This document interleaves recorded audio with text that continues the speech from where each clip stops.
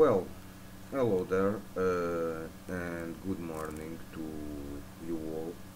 So, this will now be my review for Bleach chapter 571, entitled A Devilish Perspective. Um, so, sorry. So, basically, Kubo kind of decided to stick up with the story or what's happening to Izane and to Kusashi, Kusajishi, the little girl that usually is with Kenpachi. And basically, we kind of pick up, or he kind of picks up when the last chapter ended with the little girl kind of being feeling strange about the situation with the Stern Ritter V. And we have again them later at the beginning of the chapter. The guy kind of makes himself visible again and gives her, her his full name, Gunnar Lee. Uh, but at the moment he kind of presents himself again.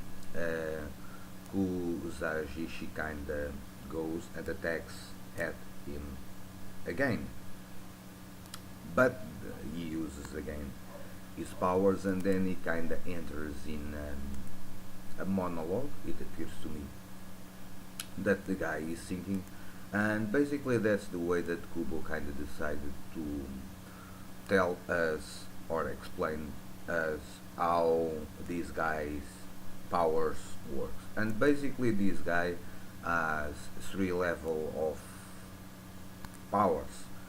In level 1, basically his presence disappears from the space, the visible space. It appears that in the second form, basically he already disappeared, and when for instance when the little girl is kind of trying to hit him, uh, basically what she's been hitting is after image and not the real person. And the third aspect of his power is basically he disappears from the opponent's or the enemy conscience and erases himself from the mind of his adversary. Okay, right. Then it's in terms of power. At the first um, shock, or let's say at the first time, I think, well, this power is pretty cool. It's pretty complicated and such, but through the chapter we see that constantly the little girl is constantly attacking the guy every time he appears. And eventually she is kind of scolded in a way by Izana that does not remember the guy. But the guy eventually he kind of asks to Kusajishi, the little girl, why is she attacking him?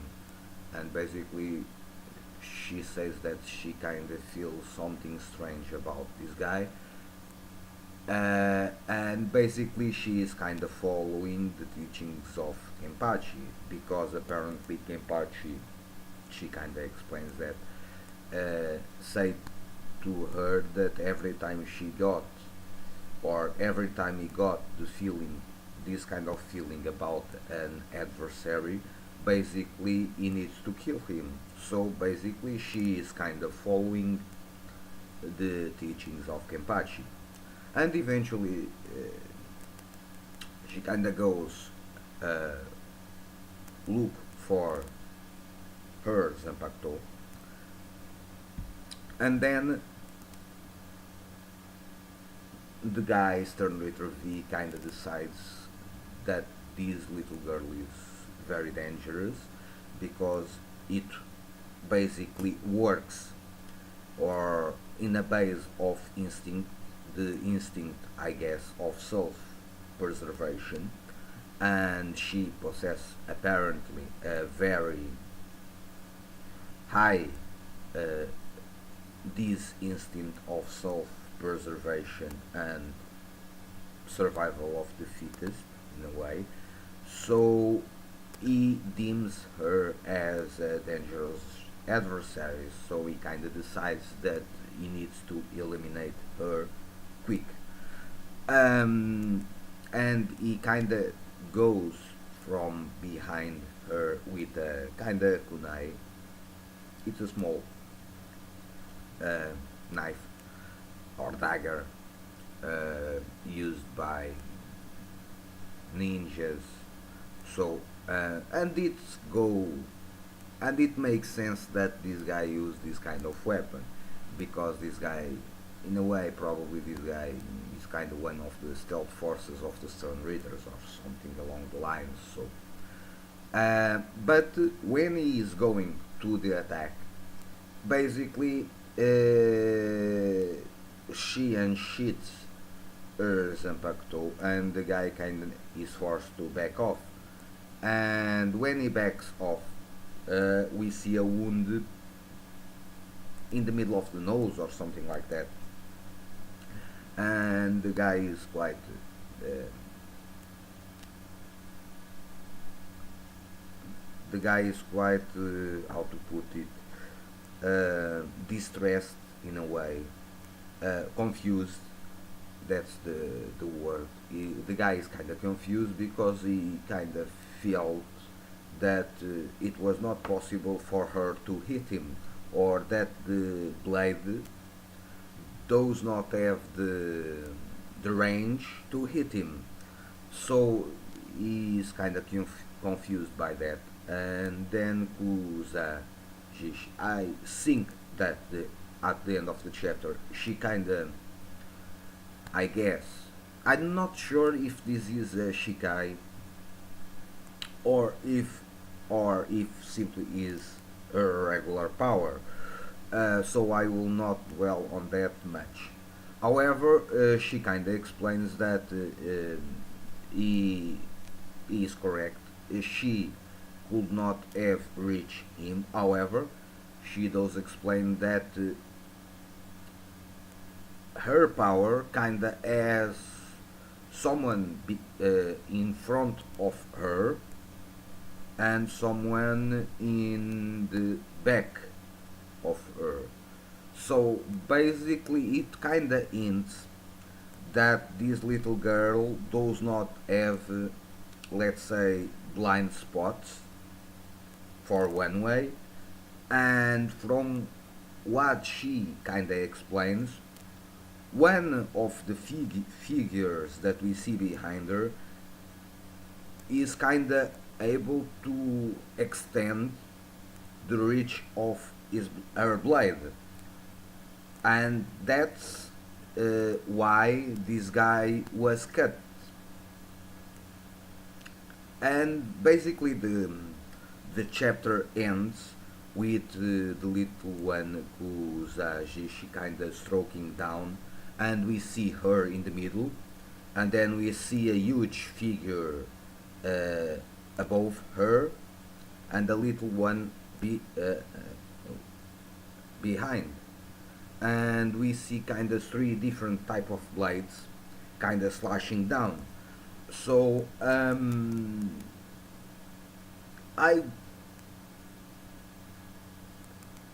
think that this is interesting, but I quite don't understand how this power work, if these are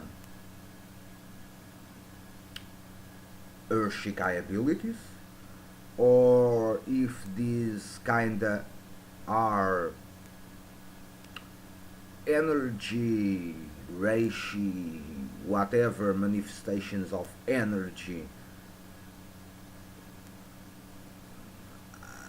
I honestly don't get it. Um, if this ability indeed kinda allows her to extend her reach, like with this guy, probably it's also a very good defensive against close range attacks, and probably that will be how the little guy that is behind the Kusajishi works. Basically, this guy defends her at close range attacks, apparently. Um, but besides this, I quite don't understand how her power work.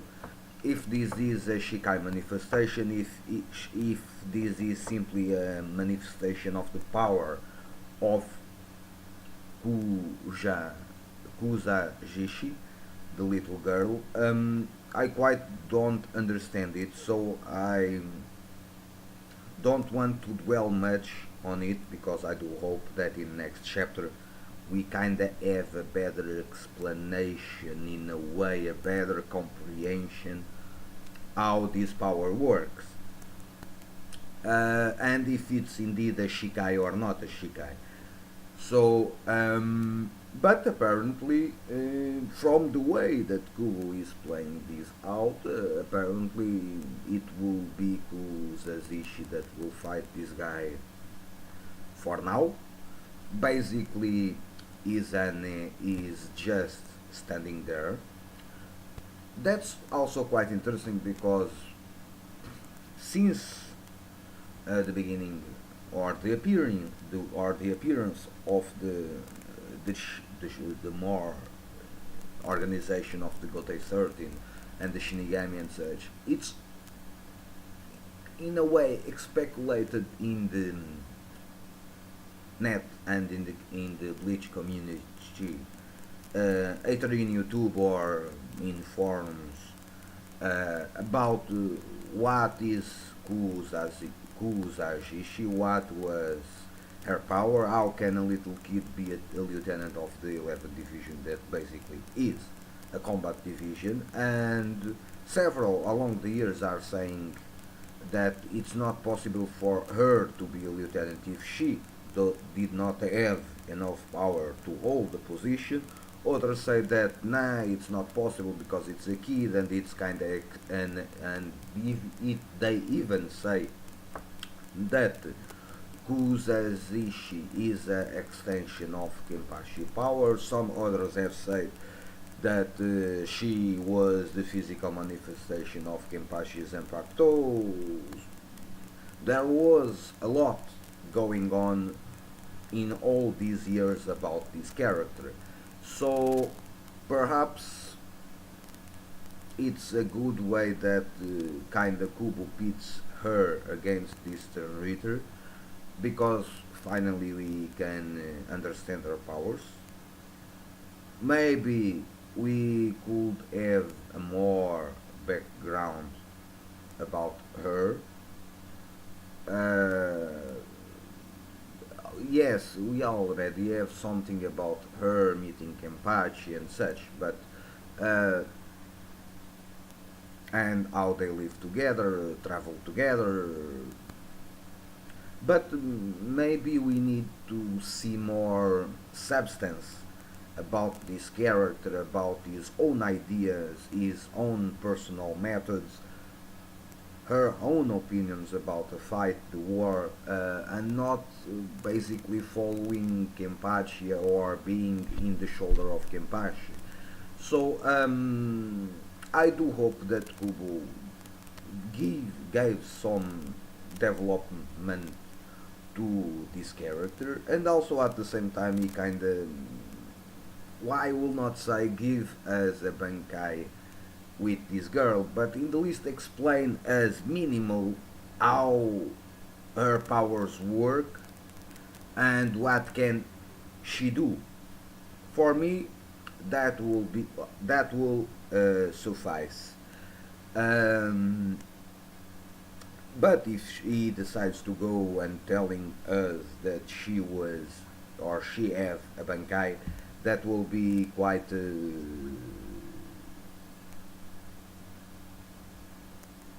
strange if that's the case, but we never know. So, well, I think that probably next chapter we will continue with the fight between Kusajishi and Stern Reader V. So, I think that's what's going to happen. So, I hope you enjoyed this video. Stay well, peace, and see you soon.